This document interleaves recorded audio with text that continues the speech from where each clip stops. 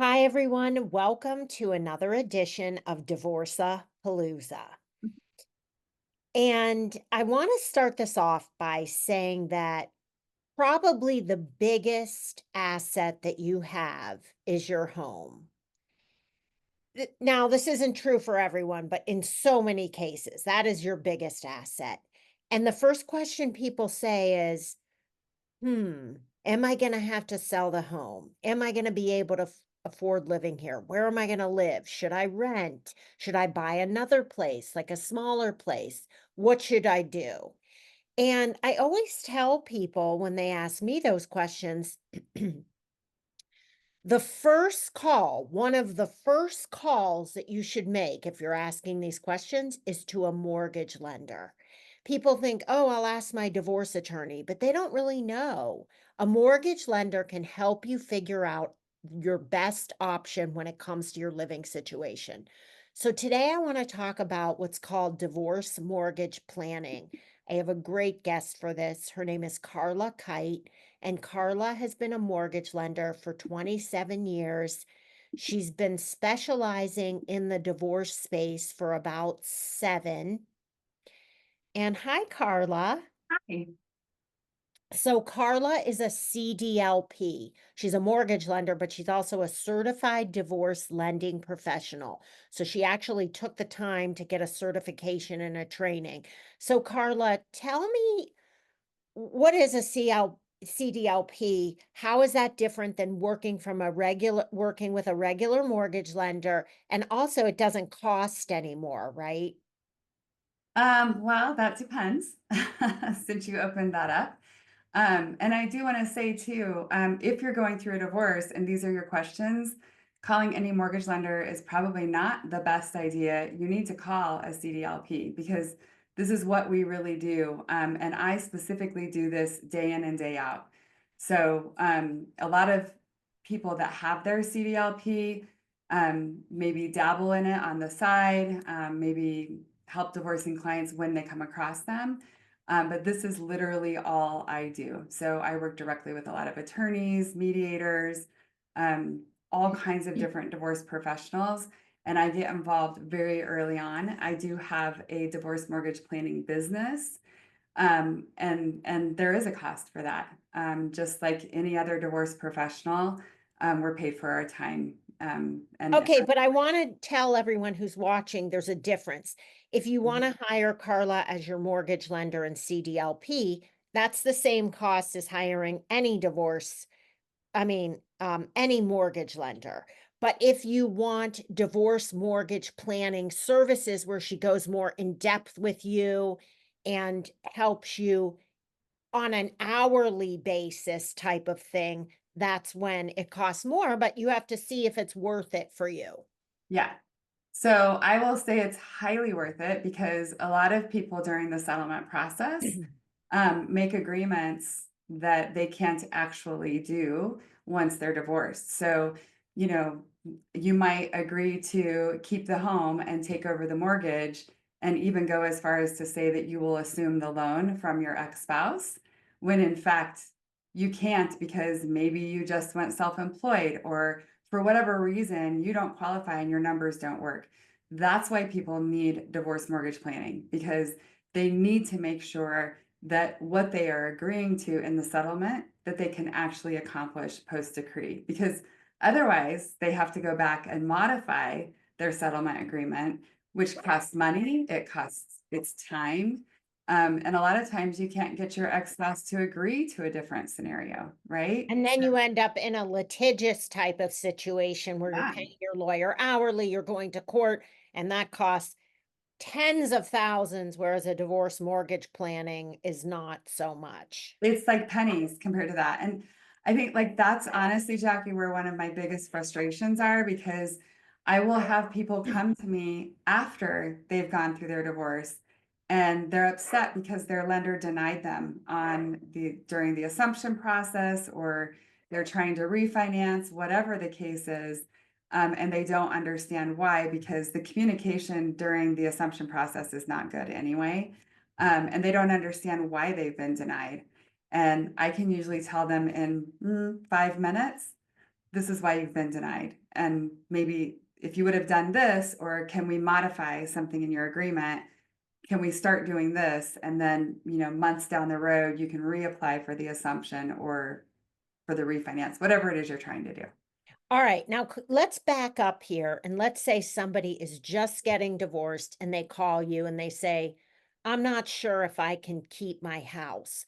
What are some of the questions you ask and how do you figure out how to give them options? Yep. So, I mean, number one, we start with the house, right? What's the value? What do you owe? How much are you going to have to pay out your ex-spouse if you keep the house? And then we have to figure out, because I think a lot of people today, if they did refinance during the low rate time during COVID, they think, oh, I can afford to keep my house at this low payment, right? But they're not considering the cost of paying out half of the equity that they owe to keep that house. So they might currently be sitting on a payment that's, $2,300 a month. But then in order to pay out their spouse the equity, they have to do like a home equity line of credit or they have to drain their retirement. And in some cases, we can make sense of that. But in a lot of cases, like if that current loan amount is very low compared to what is going to be paid out or what's owed, it typically doesn't make a whole lot of sense. And that's like day in and day out what I kind of help people work through. Um, and it's a work in progress. A lot of people come to me and say, I want to keep my home no matter what. For my children is usually the number one reason. But then when they realize that in doing so, they will have nothing extra and they will be absolutely strapped every month, then we start the conversations of, well, what if we sell and we take that money and we put, a bigger down payment and find a comfort zone for you, possibly in a different neighborhood, right? And so it's to me, it's just kind of it tends to like take shape as we move through the process. Well, Carla, you kind of sound like a coach. I mean, it's really kind of coaching because what you're doing, if I'm hearing correctly, is a person calls you, you go through all the numbers, you figure out how much they're spending every month, what all their expenses are, you figure out how much they're making, what they're bringing in, potential alimony and child support payments and all these scenarios. And then if things start to change and you go, well, let's start looking, then, you're acting, you're holding their hand, you're acting like their coach, you're helping them come to these decisions that they would have such a hard time coming to. Not that you're telling them what to do, but you're giving them all their options and the information to empower them to make the best decision. For 100%, I that's what we're love it. I love it. and It's it's funny so you say that. needed. Yeah. I guess I've never thought of myself as I mean, I've often thought of myself as a divorce coach, but I never want to be a divorce coach. I really want to stay in my lane as a lender and Well, you're own coaching them in your lane. yeah. You're not trying to help them get over their emotional part of their divorce. You're Yeah. helping them end up in the best living situation that's going to make them the happiest. Yeah, for sure. And just really understanding the options. I had a lady the other day that was just set on keeping her home. And honestly, she didn't qualify. So there was no way. And we had about a 30-minute conversation about that. And she said, well, I still want to keep my home. And I was like, well, okay. Well, Uh, there's only so much you can do. I mean, if yeah, somebody doesn't want to listen, then they're going to have to move yeah, on. But I yeah. want to tell everybody watching here that Carla went through a divorce. She experienced her first time owning a home by herself. What was that like, Carla? So I will say that was scary, and I know we've talked about this a little bit. One of the best things that I did was when my inspector was there going through my house and going through everything, I was right there with my inspector the whole time, and he showed me some of the big key things that I needed to know, like where to shut off the water to the house. That was a big thing. Um, and of course, I was nervous. I had two little kids, and I was alone and my family was not close to me, so I didn't have any family support. Um, But, some things you just have to pay for. In the long run, homeownership 100% pays off. I mean, I would not be where I am today without remaining in homeownership through my divorce, after my divorce. It really has been one of the most important things for You me. mean financially it's benefited you? Absolutely, Okay, 100%. so I wanna tell people watching that before we started recording, Carla and I were talking about how one of the reasons people say, "Oh, I'm just gonna rent," is because they're too scared to own a home by themselves. So, Carla, let's address that because I understand how somebody could feel that way. Like you're like, "Well, I don't know what to do. What are the directions? What do you do with once you own this home? My husband took care of everything. I never, I can't change a light bulb." And so, what do you tell people? Well, first of all, you'll learn how to change a light bulb and to do a couple of things yourself. But there's just things that you have to pay for. YouTube is a great resource if you need to do anything handy that you're not used to. But maybe keep some of don't dump all that money that you have into a place where you can't access it.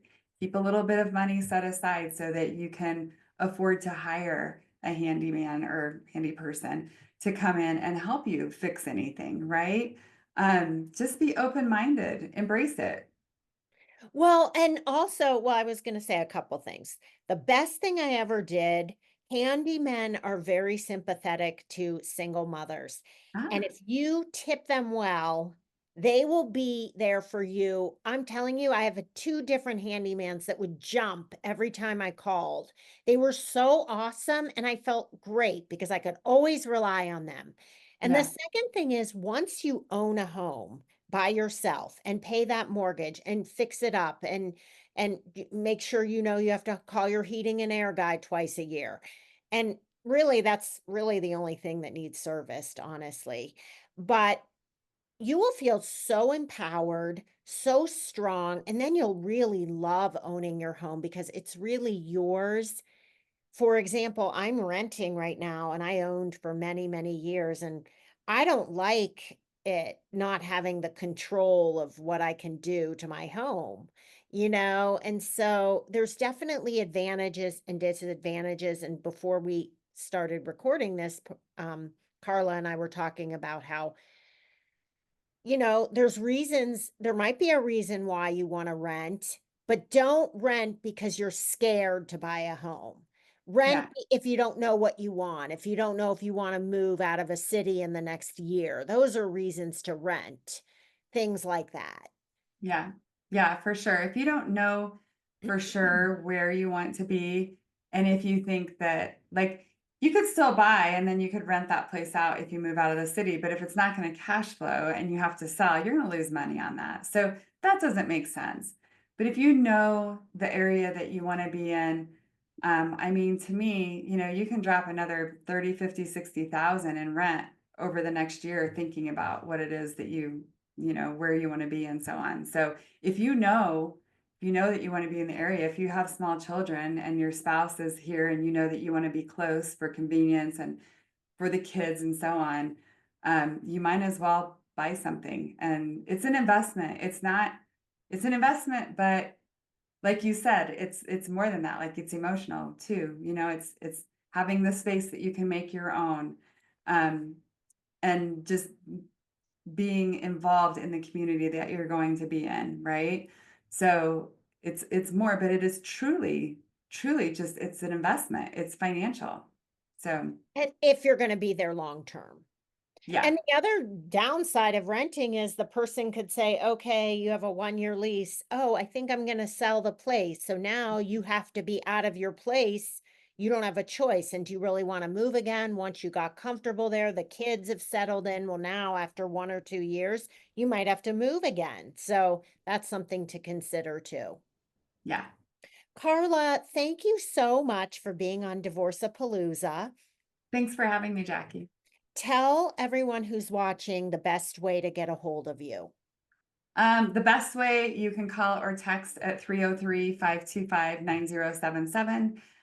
Or you can also email me at carla.kyte@ccm.com. That's really the best way. My website is mydivorcemortgageplanning.com if you wanna jump on the website and check me out. Karla Kyte is Kyte, and it's the Kite team. You can also find Karla in the trusted professional section of Divorced Girl Smiling, which is divorcedgirlsmiling.com.